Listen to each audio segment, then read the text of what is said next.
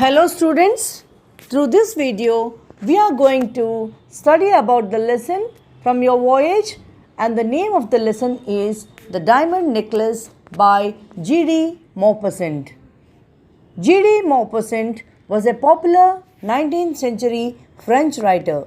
He lived a short but eventful and productive life. He is one of the fathers of the modern short story. As a follower of Flaubert, his short stories are characterized by their economy of style and their efficient, effortless endings. He also wrote 6 novels. He served as a model for Morgan and O. Henry. Maupassant took the subjects for his pessimistic stories and novels chiefly from the behavior of the upper class, the Franco-Prussian War, and the fashionable life of Paris. This story is about the irony of the fate in the life of a woman called Mathilde Loisel. She is very ambitious. In order to show her off in a ball, she borrows a diamond necklace. Eventually, she loses it in the party.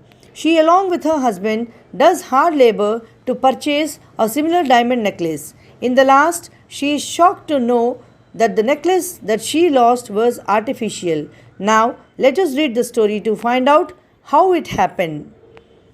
Mathilde Loisel was a beautiful young lady.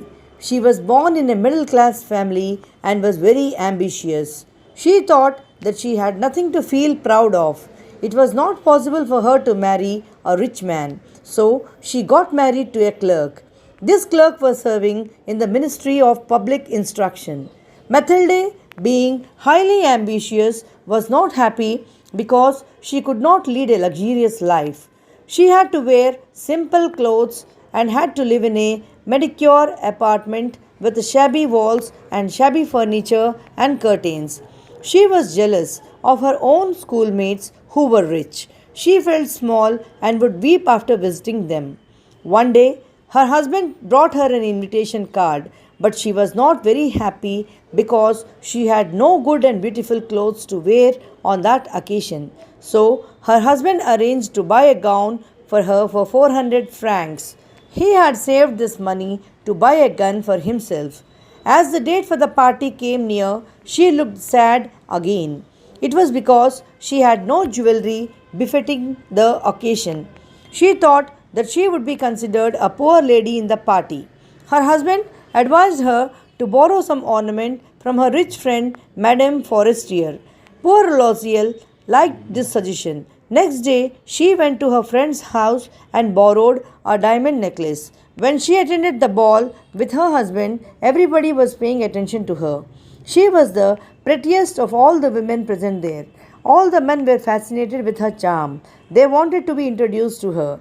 All the officials of the ministry expressed their desire to dance with her. Even the minister took notice of her. She was intoxicated by pleasure. She was greatly excited. She was very happy. She danced with passion. She forgot everything in the victory of her beauty. She felt elated over her success. She danced and danced in the hall till about 4 o'clock in the morning. When she had finished, her husband threw the modest shawl he had brought for her. After reaching home, she stood before the mirror. She wanted to see herself one more time in all her glory, but she was shocked to see that there was no necklace around her neck. She cried in dismay. Mathilde informed her husband that she had lost the necklace. Her husband was bewildered. They looked for the necklace everywhere, but all in vain. Mr. Loisel went out to search it on the way. She was waiting in her ball dress. She had no more strength left to go to bed. Her husband returned at about 7 o'clock, but he could not find the necklace anywhere. On the advice of her husband, Mathilde wrote a letter to her friend Madame Forestier saying that the clasp of the necklace was broken, so it had been sent for repair. In this way, they got some time to buy another diamond necklace. After going from shop to shop, at last they found a necklace similar to the lost one. The shopkeeper demanded 40,000 francs as its price.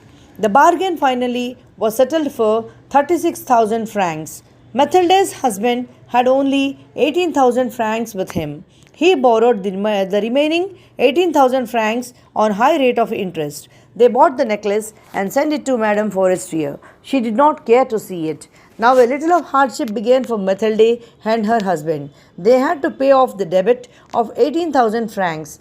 For this, they had to shift to a very cheap room. They removed the servant. Now, Mathilde did the household work herself. She fetched water, washed the floor of the house, utensils, and dirty clothes all by herself.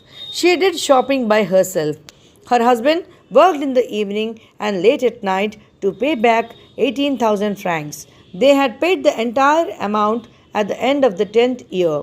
But Mathilde had to pay a heavy price for it. She looked like an ordinary woman. She looked old now. She was now a tough and rough woman. One Sunday, Mathilde went out to take a walk. She saw Madame Forestier there and went up to her. Madame Forestier was surprised to see her so much changed. Mathilde told her that she had to lead a very tough life and it was because of her. Madame Forestier was puzzled to hear it. Then Mathilde explained to her how she had lost her diamond necklace.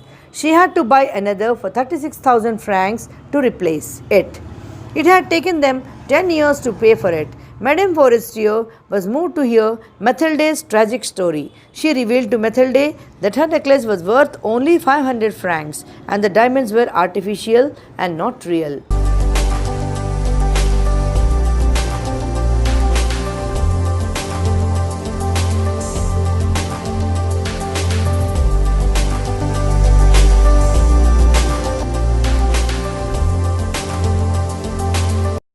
So students, I would say that the moral of the lesson is that deception is often a mistake which has bad results for the deceiver. Mathilde wishes to deceive the people attending the ball by making them think she has a higher social status than is actually the case. The borrowed necklace helps her to do this. Hence, the moral of the story is be satisfied with what one has.